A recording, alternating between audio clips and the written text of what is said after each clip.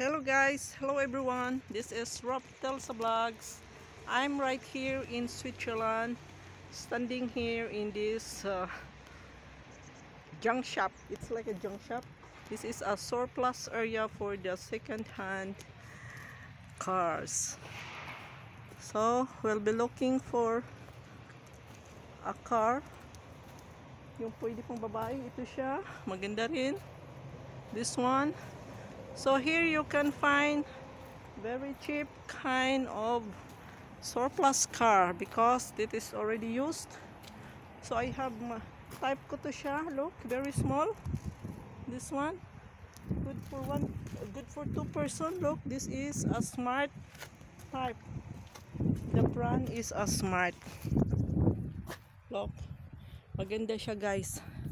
So here you can find in Switzerland affordable cars because the people, if they don't want anymore, they will just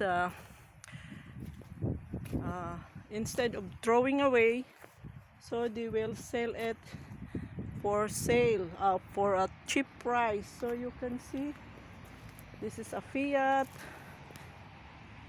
So there is a Volkswagen, there is another Volkswagen.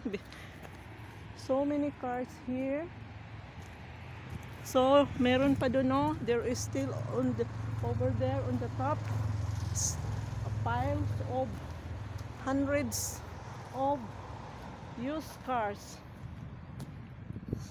Kasi alam mo ang mga tao dito mapera.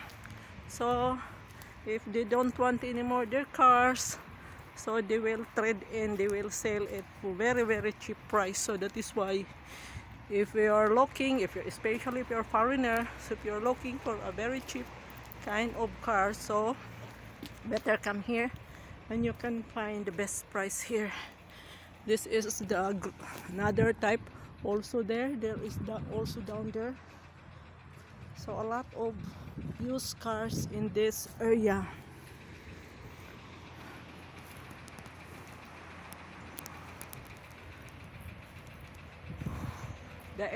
The name of this area here is Schaffhausen. Marami dito